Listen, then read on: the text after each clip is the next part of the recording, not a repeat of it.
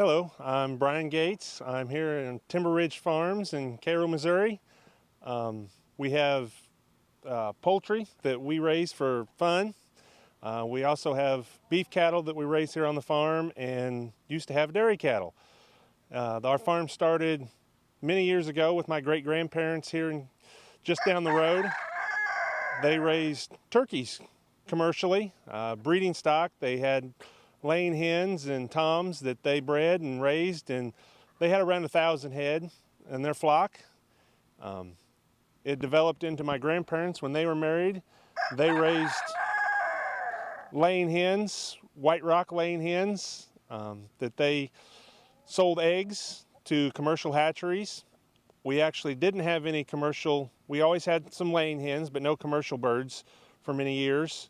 And then when I was 12 years old, the neighbor offered to take me to a swap. And I rode with him and his wife, and I got hooked on pretty chickens instead of the commercial birds. I come home with 2 trios, 6 birds, and it's kind of grown from just a little 4-H hobby into a obsession, and that I've brought my entire family into, and now we raise 6 different breeds and hatch out about 500 chicks a year, and show from Ohio to Kansas, Oklahoma, Iowa, many states that we've traveled to and showed. About 6 years ago, a gentleman in Randolph County decided he wanted to give me some birds, and I was expecting 6 or 8 birds, and I went to his house, and he decided he wanted to give me all of 2 breeds that he had, which was about 40 birds at the time. So we came home with a bunch, and I just built a very small building expecting few chickens. So we had to do a very quick chicken house building, which was the one behind me now, the bigger one. And it's kind of grown from there. My wife and my 2 children and I each have our own breeds that we show. My daughter's been showing for 6 years now, I believe. She decided she wanted Barred Rocks, and as a 4-year-old, she wanted large fowl, which can weigh up to 10 or 11 pounds, the big males. So we kind of got a shock in that. She decided that she wanted to show them all over the country when we showed, and now she has some extremely good ones. This year at the Missouri State Fair, she had the champion large fowl in the 4-H and FFA show. She showed at 5 different county fairs and had grand champion at all 5 of them.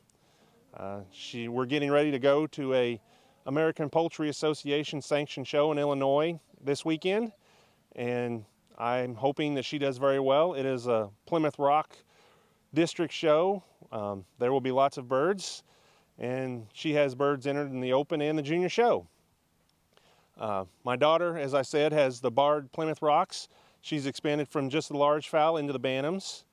My son, he started showing about 3 years ago. He has Bantam Buff Brahmas and recently expanded into the large white-crested black Polish, which are very entertaining birds. This year at the State Fair, he had the grand champion bird in the open show in large fowl, which he didn't understand was a huge accomplishment, something that I've showed my entire life and have never accomplished. He thought it was great to beat his dad. That was his grand win for him, was just beating his dad. This is my son, Blake Gates, with one of his white-crested black Polish cockerels he just raised this year. It showed at the State Fair and did very well, and this is the one he's taking this weekend. Hello, I'm Blake Gates, and this is my Polish, and he is very good. He's got good wings, good tail, and very, very strong. Okay, and this is my daughter, Jasmine Gates. This was her first year in 4-H and done extremely well this year. My name is Jasmine Gates. This is one of my Bantam Barred Rocks. She is one of my favorite Barred Rocks, and she has done very well. Their pattern on them is black and white, and their variety it would be barred. And she has done very well at county fairs. Okay. Now we're going to wash some birds. We're going to start with Blake's bird that he has, and I'm going to do that one, and then Jasmine can do one of hers. Okay. I'm going to wash the bird to get him ready for a show, but the preparation for a show really starts long in advance. This bird was hatched this spring, and it really starts then. As soon as the egg is hatched and come out of the incubator, we vaccinate all of the chicks for various diseases at that time. They go into a brooder with very strict temperature controls. Very good diet is essential. The kids are responsible for taking care of the babies all day, morning and night. As soon as they come out of the brooder, they go into the little chick house that we built last year specifically for raising chicks. It's middle of winter when we hatch, so it is warm. It's a nice place to go on a cold winter day when there's snow out and it's 80 degrees in there and a whole house full of chicks. The kids like going in there. They're grown in individual pens, and then they slowly move outside as it warms up, and then they're kicked out on the grass and in the woods to learn to be chickens for a while until the show season comes. Then we start picking out birds, conditioning them. The males go into individual pens because roosters like to fight, especially the banty roosters, so they each have their own individual pen.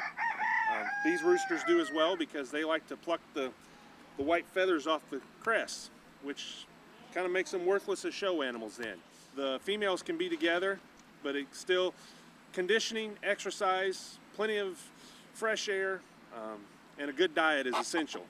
And that's one of the hardest things, is finding the right diet, the right treats, and training the birds to do the show, to look their best. When all of that is done, you pick out the birds you want to show at the individual show. You fill up 4 tubs with water. It's much easier with the bantams, but with large fowl, as you can guess, you get very wet washing a chicken. And with the white crested Polish, it takes a little more time and effort to get this white crest clean. Most of that is care beforehand to keep them clean, though. You start out by dunking the bird, holding them tightly so they're not going to flop you. Dunk them down in the water. You fan the wings through the water to loosen any dirt. Make sure the water gets penetration into the feathers. The feathers each have their own oil that the bird puts on himself, which kind of repels the water, so you got to wash that off. We use Tide, just basic Tide with bleach alternative that you wash clothes with is what we use to wash our birds. That seems to get loosen the dirt just like it does on the clothes. Then you use a scrub brush to brush the tail and the body. You scrub the legs to get any dirt off of those. And just kind of fluff the feathers to make sure you're getting the soap and the water penetrated all the way to the skin. Then, with most birds, you're done. Not with Polish. This is when it gets the most entertaining. You kind of have to push the feathers back from their head, turn them upside down, and dunk their head backwards, being very careful not to dunk their entire head or their eyes or their nose, which can be very entertaining at times. But for the most part, it seems like they enjoy getting their hair washed. For the most part, it's just like a woman washing long hair. Just kind of tip them back, run your fingers through it, and get any loose dirt. Sometimes you have to lift them up and check, and then lower them back down again if you find feathers that have some dirt left. Once you're satisfied that all the dirt's off, you wring them out. Just gently squeeze the feathers and try to get as much of the soapy water out as you can. Then you move on to the next tub, which is water with apple cider vinegar in it. The vinegar acts as a cutting agent for the soap. And just kind of make sure you get all the soap off. Once again, you go through the same steps of fanning the feathers, lifting the feathers to make sure you get full penetration down to the skin, and then dunk the head once again.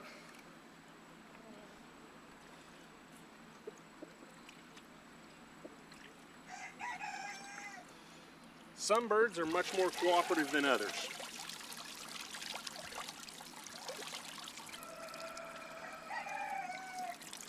The next tub is nothing but clear water, just to ensure you get all of the soap off, because just like with your hair, if you don't get it off, there'll be some residue that doesn't look its best, and you're trying to make the bird as best presentable as you can.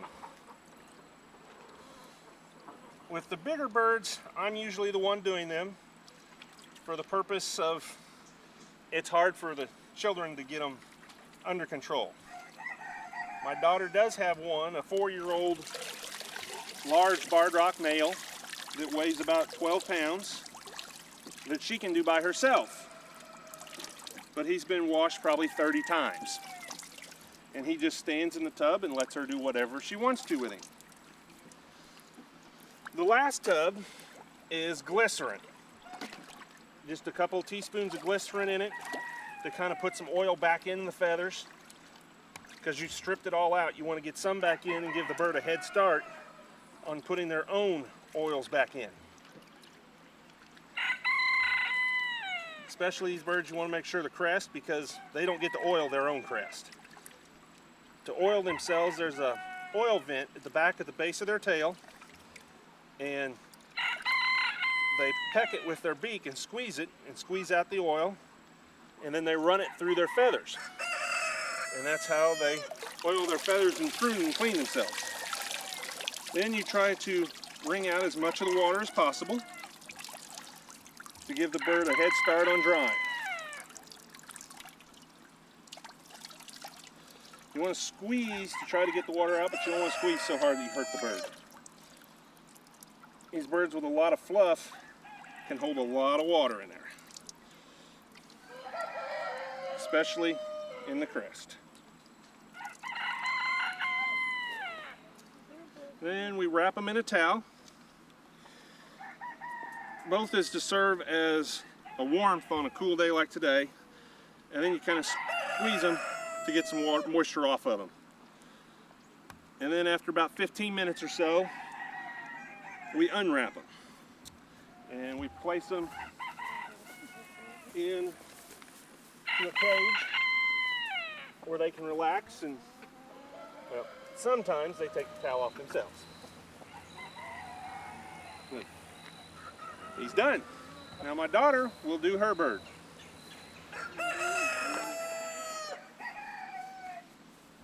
For the little birds, it's the same steps. She started washing her own birds about 3 years ago with the Bantams, since it's much easier. During the winter, as I said, she's responsible for taking care of the baby chicks. And then she takes more responsibility as the birds grow. As I said, we hatch out about 500 chicks a year, and it's a lot of work. My children are responsible for doing certain things. My son right now takes care of the chick house where we have all the bantam males pinned, and my daughter takes care of the other house with the large fowl and all the loose birds. It is a lot of work, but it is very rewarding when they do the work and then they go to a show and do well. It teaches, the main reason we do it is for the children to learn responsibility. They learn things with their birds that most kids their age have no idea about. One of the hardest things about raising chickens is the fact that they are a small bird and they do die.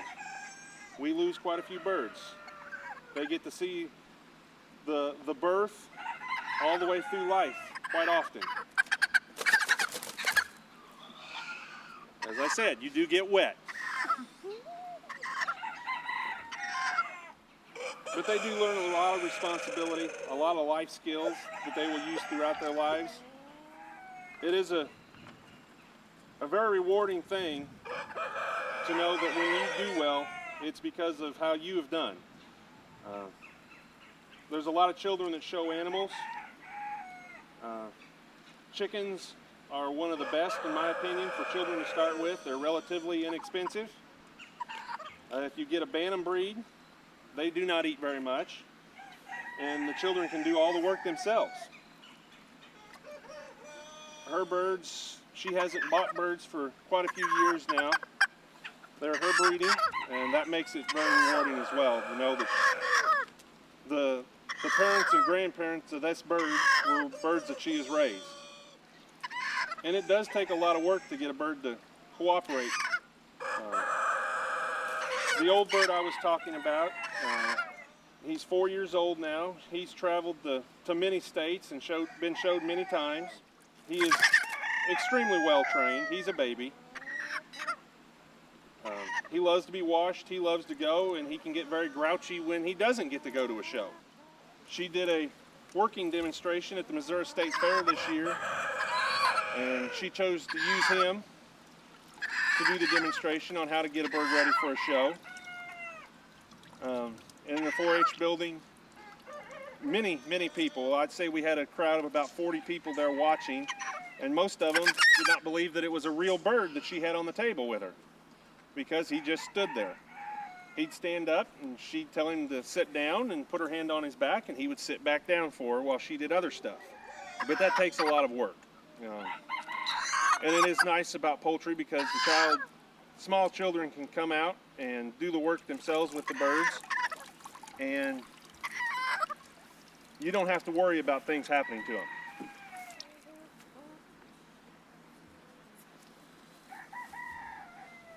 As they grow, they'll get more and more responsibilities. Most people think that in 4-H you're just raising animals and there's no future in it. However, being in 4-H and FFA growing up, I do have friends that I grew up with that have made their careers out of animals. Even poultry and rabbits, small animals. They travel the world judging and showing birds and rabbits. And it is a great experience to spend your life with little animals even. We do show cattle and sheep. This is just something that they can do on their own, and we don't have to spend as much time helping them with. There is many chances for advancement. There are colleges that have poultry programs that the children can go to. They offer great scholarships. There's hundreds of thousands of dollars offered by the different poultry associations and groups for high school seniors every year to go into poultry fields. My daughter wants to be a veterinarian, and this gives her a leg up. She sees things and experiences things that most kids never do. She's 9 years old, and she knows how to vaccinate birds and diagnose what's wrong with the bird and what to do to fix it. As she grows, she'll continue to develop and hopefully get a love for animals that will carry out through her lifetime. Raising chickens is a great opportunity for children. It's great life skills, and I encourage anyone who has the desire to learn more to look into it. There are many different breeds and varieties, colors of chickens. There are 52 breeds of large fowl chickens recognized by the American Poultry Association with multiple colors of every breed. There's 51 breeds of bantams, the small birds that anybody can handle and raise and enjoy. There's waterfowl, there's guineas, there's turkeys. Each one of those has their own challenges and their own enjoyment. I like to choose the weird and odd breeds that nobody sees. My daughter chose the most traditional breed that everybody knows and recognizes that have ever seen birds. My son likes the odd breeds a lot like I do, and my wife chose a traditional breed with a weird color. So there's many different choices out there. If you're interested, I encourage you to contact the American Poultry Association, the American Bantam Association, your local 4-H and Extension office. They can direct you towards anyone, the poultry leaders or experts in your area that can direct you where to go to and the breeders to look for your specific animal.